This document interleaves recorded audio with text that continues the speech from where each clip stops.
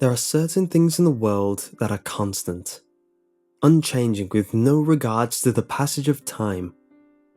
No matter the era, there is war, there is money, there is greed. Each generation has its share of hatred and unjust death. There will always be crime and tragedy. These constants are things that are known and to some extent understood. There is something else that I know to be true, something perfectly cemented in time and space that the world seems to have overlooked.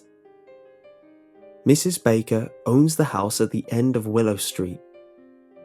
I know that this must seem a little strange to you. Please, give me just a few minutes to explain. You see, Mrs. Baker wasn't just an old lady in my old neighborhood. In fact, many of us didn't think of her as a woman at all. She was more of a landmark, someone who had been there even before our parents and would continue to exist long after all of us little birdies had flown from the nest.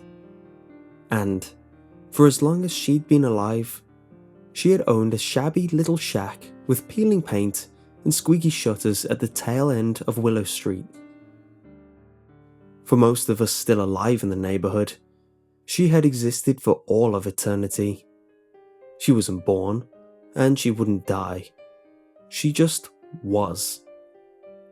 Of course, logic tells us that even Mrs. Baker came from somewhere. I was told that she immigrated to our little town from France. Her first name was Camille, although nobody could ever pronounce it right. Her husband, an American whose first name has long been forgotten, brought her over after a whirlwind of romance in Paris.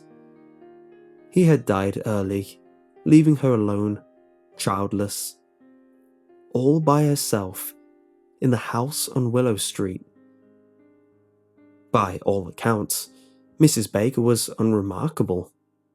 She was kind and friendly, in as much as social protocol demanded.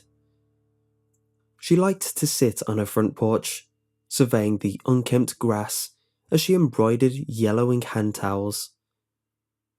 She had a cat that very well may have been as old as herself. He had grey fur and all the neighbourhood kids called him Fluffy, as we were fairly unoriginal children.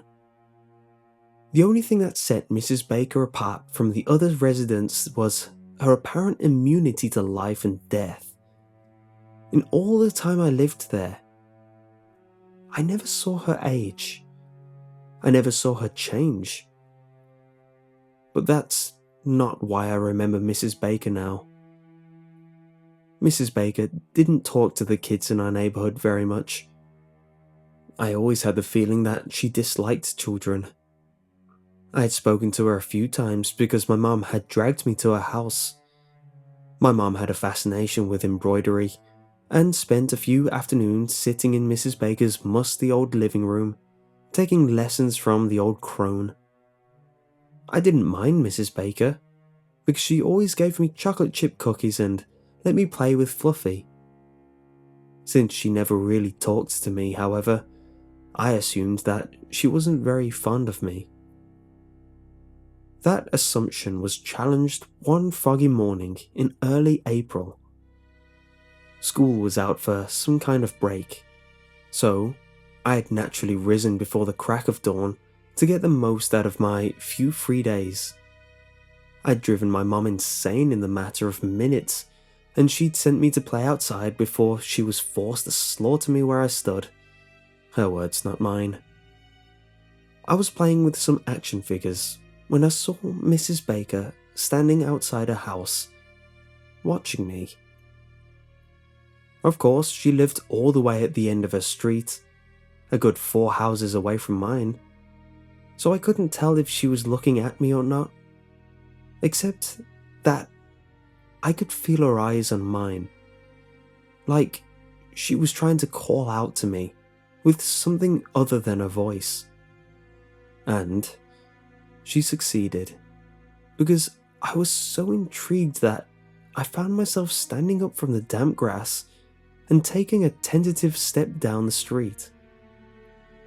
As if sensing my confusion, Mrs. Baker lifted her arm and crooked a slender finger at me, beckoning me closer.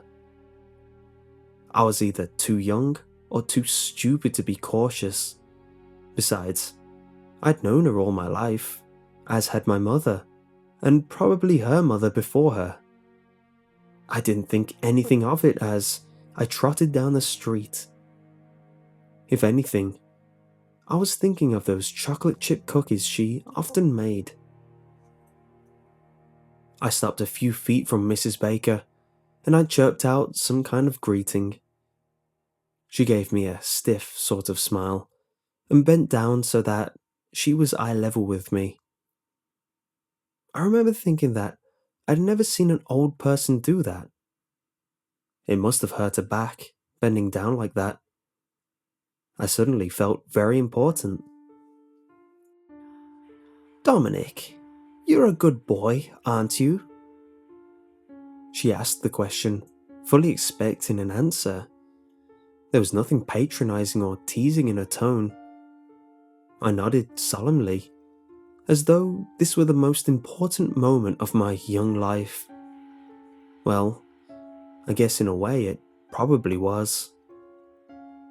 She mirrored my nod, an aura of satisfaction radiating off her as she asked her next question.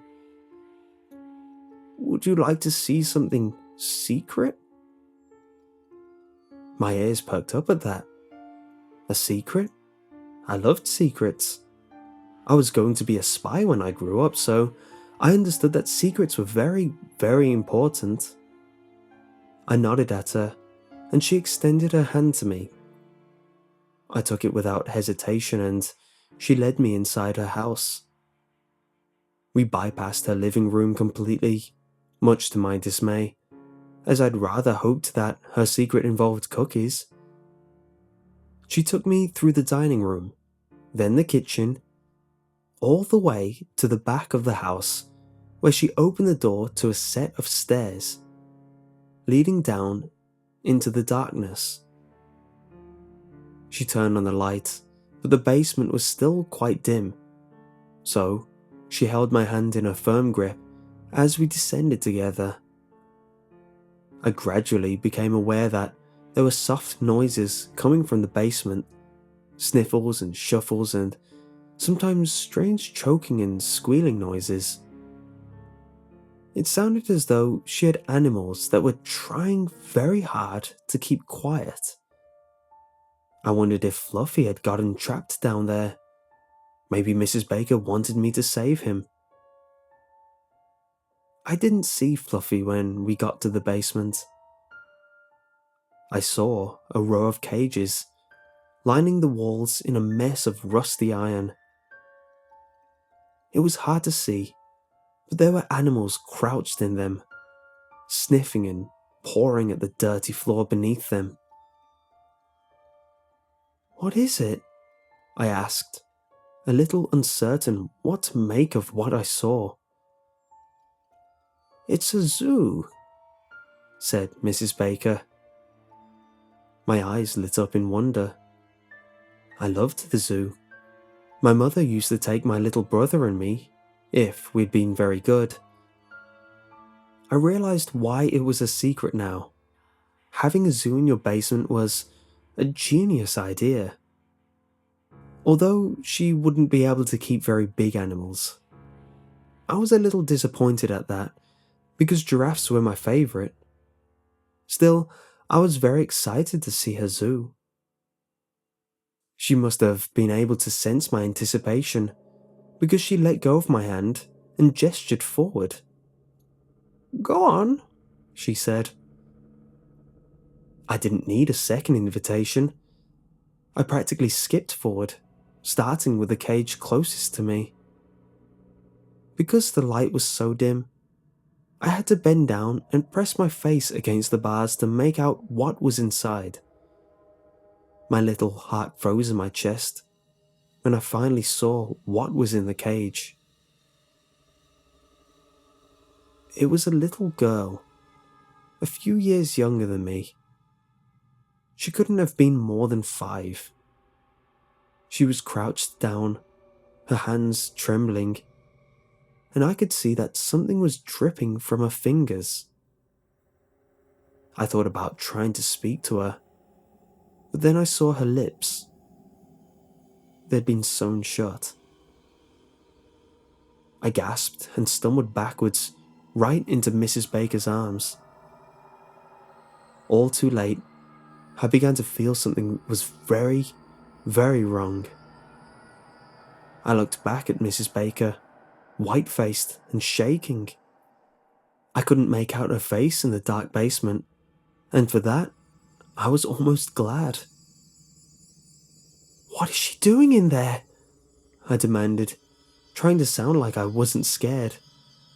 I failed miserably. "She was bad." "Bad?" Mrs. Baker nodded, but didn't give any more explanation. She simply stated, "This is a zoo for bad people." She gestured again for me to continue looking. I walked on unsteady legs and looked into the next cage. This one was a boy. He was moaning a little, obviously trying to keep quiet, and pressed his hands to his chest. Except then I realized that he didn't have hands. He had dark, oozing stumps where his hands should have been. I looked back at Mrs. Baker, suddenly wanting very much to go back home. She sensed my intentions and shook her head. I couldn't leave until I looked in every cage. There were about 12 cages in all, I think, although I can't say for certain. My memory gets a little fuzzy at this point. I know I saw many children, scared and sick and frightened, but they all began to blend together in my mind. Rather than seeing a whole person, I see bits and pieces. I see missing fingers, eyes sewn shut, teeth wrenched out. Everything is a mass of mutilation.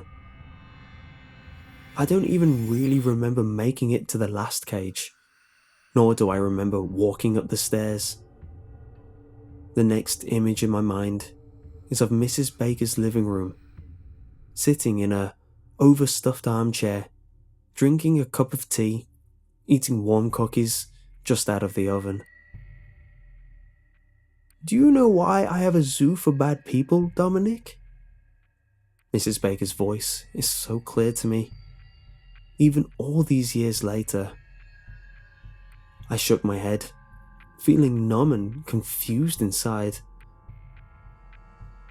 "Bad people don't deserve to live in this world," she answered, her voice taking on a strength, a conviction that it had never possessed before.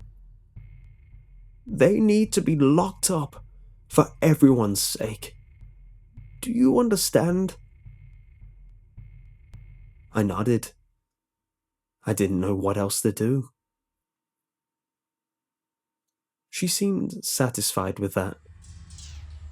Once I'd finished my cookies, she patted me on the head and led me to the front door. I had just stepped out of that suffocating house, the skies cleared of fog and the sun beginning to warm the tips of the grass, when I heard a bony hand squeezing into my shoulder again. My heart skipped a beat. I turned back to look at her. In all my life, no matter how many times I am reincarnated, I'm sure I will never forget that look of pure menace on her face as she said, "Good boys don't tell secrets. You're still a good boy, aren't you, Dominic?" My head bobbed violently. Her grip loosened just a little, and I bounced away, racing on lithe feet back to the comfort of my own home. I never told anybody what I saw in Mrs. Baker's house. Now that I'm older, I often ask myself why I didn't tell my mother. Sometimes I think it's that I didn't know what to do, didn't believe what I'd seen, had no way of explaining the horrors inside that basement. Other times, I tell myself that I dreamt it all up. There was no way Mrs. Baker would have done something like that. These are lies. There is only one truth. I was too scared of Mrs. Baker finding out that I was a bad boy.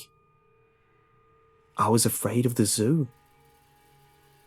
All these years, I have remained silent, choosing to forget the one dark moment of my childhood. I thought it would be enough, until my mother called me yesterday and told me Mrs. Baker just passed away. Everything seemed to freeze in time as the memory of that day rushed upon me full force. I waited for my mother to tell me they'd found the secret waiting in the basement, but she didn't. Instead, she said, "She didn't have much money left, but it's the funniest thing. She left it all to you in her will. Do you have any idea why?" No, I didn't. But that didn't stop my stomach from rolling and heaving its contents all over my kitchen floor. To this day, I don't know what Mrs. Baker saw in me, or why she called out to me, told me her secret. I don't know why she gave me the money. Worst of all, I don't know what happened to those children, where she hid their bodies, or if any of them survived. There is one more constant now in my life. Every night until I die, I will dream of the house at the end of Willow Street and its zoo for bad people. Only this time, I'll dream it from inside the cages.